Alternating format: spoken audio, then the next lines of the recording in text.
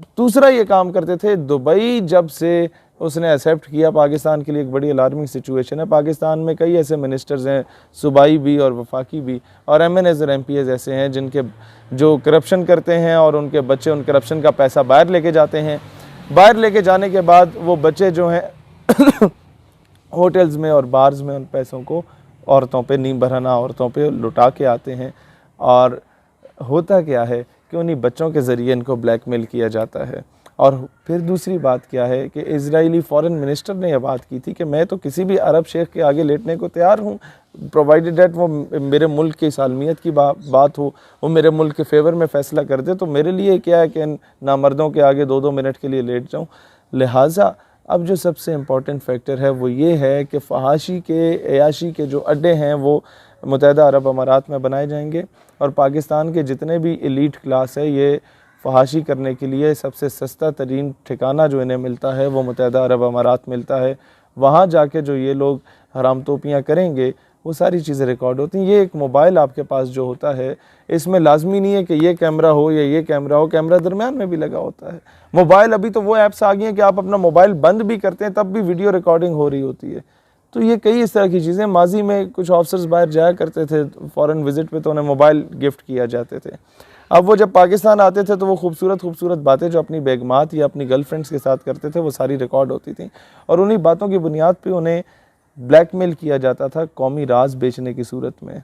बहुत कुछ किया गया हमारे सियासतदानों के साथ, ऑफिसर्स के साथ, और यहाँ तक सिनेरियो बना दिया गया। मेरा एक दोस्त था, साबिक MNA रहा है KPK का, वो कहता है कि मैं एक वफ्द के साथ गया जहाँ पर हर किस्म के ऑफिसर्स और कुछ MNAs मौजूद थे। रात को जब ड्राइंग रूम में हमारे पाकिस्तानियों में शराब तकसीम वो दी जा रही थी, वो ग्लासेस में डाल के, तो मैंने इनकार किया कि यार मैं तो खान हूँ, नस्वार खाता हूँ, वो एयरपोर्ट से आगे आने नहीं देते।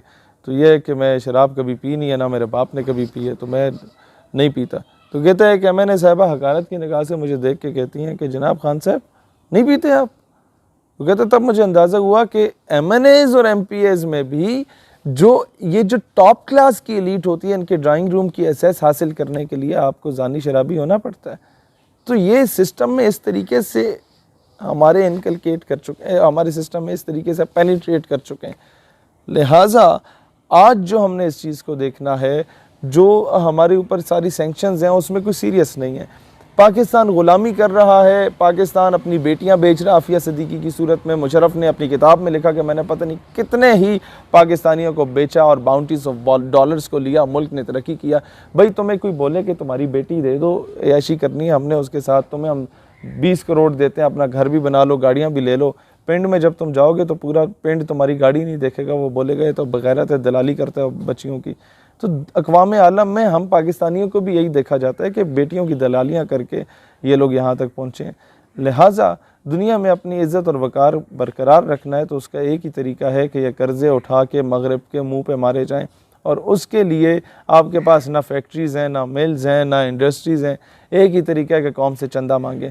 चंदा मांगने का भी एक तरीक़ाकार होता है कि कौम ने पहले भी एक बार था कर्ज़ मुकाओ मुल्क बचाओ कैंपेन थी, उसमें सब कौम ने अपने जेवर बेचे, प्लाट बेचे और सरकारी धारे में जमा कराए, और वो वज़ीर आज़म से लेकर नीचे क्लर्क तक सब ने खाए।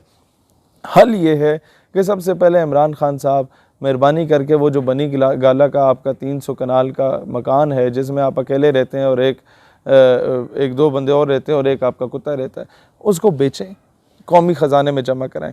फिर पकड़ें जरदारी का गिरेबान, उससे आप ये सारे बिलावल हाउसेस उठा के कौमी ख़जाने में जमा कराएं। फिर पकड़ें जनाब नवाज शरीफ को, इनके सारे पैसे उठा के कौमी ख़जाने में जमा कराएं। यकीन करो कौम अपने प्लाट भी बेचेगी, कौम की माएँ बहनें बेटियाँ अपने जेवर भी बेचेंगी। पाकिस्तान का कर्जा उठा के जब मगरब के मुंह पे मारा जाएगा तो यकीनन हम दिलेरी से आफिया सिद्दीकी को भी वापस मांग सकेंगे। हम दिलेरी से, हम न्यूक्लियर स्टेट है, हमें और किसी चीज़ का डर नहीं है, हम दिलेरी से एमिल कांसी जैसे लोगों को बेचना बंद कर देंगे। हम लोगों से फिर कर्नल जोसेफ रात की तारीख में नूर खान एयरबेस से बाहर नहीं भागा करेगा।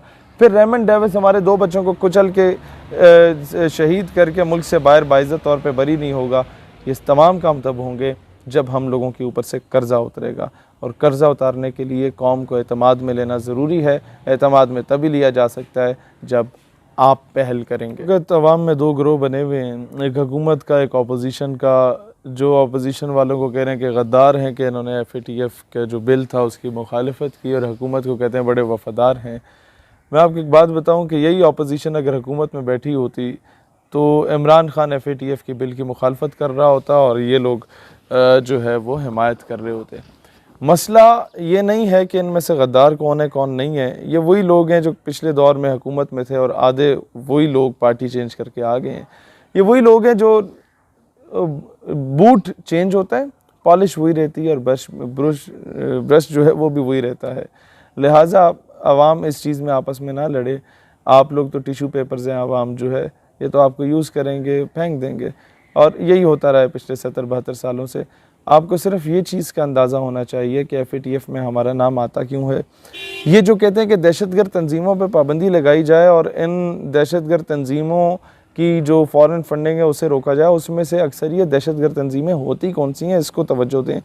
वो दहशतगर्द तंजीमों में से ज़्यादा अक्सरियत वो तंजीमें होती हैं जिनको ये दहशतगर्द कहते हैं, वो तंजीमें जो कि कश्मीर में जिहाद कर रही होती हैं, वो तंजीमें जो कि जिहाद अफ़गानिस्तान में अपना किरदार अदा कर चुकी हैं। बीच में वाकई TTP टाइप की कुछ दहशतगर्द तंजीमें होती हैं, लेकिन वो सिर्फ for the sake of formality होती हैं, क्योंकि ये वो तंजीमें जो कि पाकिस्तान के ख़िलाफ़ यूटिलाइज़ की जाती हैं हमेशा से, उनको जो एड है वो भी अमेरिका ही दिया करता था।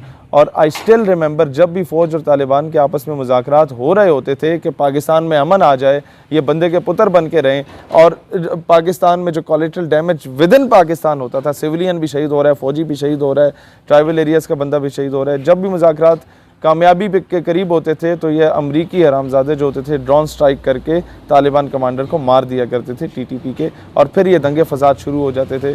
और ये दोनों तरफ से इस तरह का किया जाता था, और वहाँ पर उन्हें फंडिंग भी दी जाती थी against Pakistan and Pakistan armed forces. और तीसरी बात ये की जाती थी, अब ये इनका तरीक़ाकार क्या होता है? तरीक़ाकार इनका ये होता है कि एक दौर में सिंधियों को और MQM वालों को बड़ा लड़वाया जाता था, हैदराबाद से लेकर कराची तक।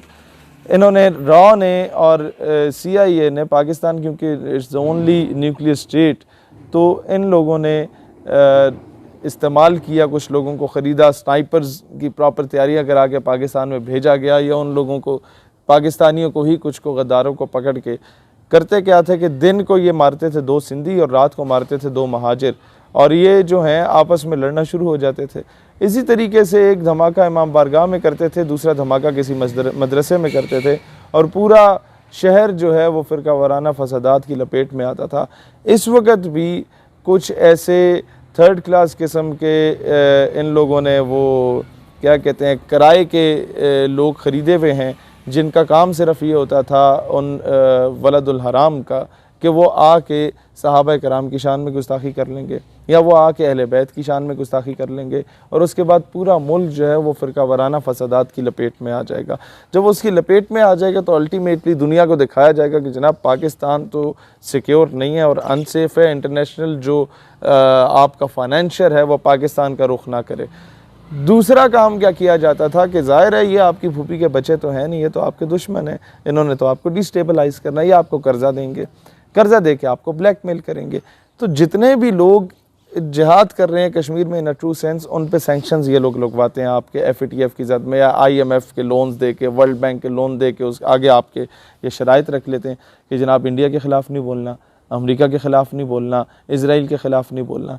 फिर क्या होता है कि अब जो 2023 में तुर्की में खिलाफत का दौर दोबारा एक नवीद सुनाई जा रही है कि शुरू हो सकता है, उसके बाद राह हमवार की जा सकती है, उससे पहले इन्होंने हर मुल्क से इज़राइल को एक्सेप्ट करवाने का मुतालबा करना शुरू कर दिया है।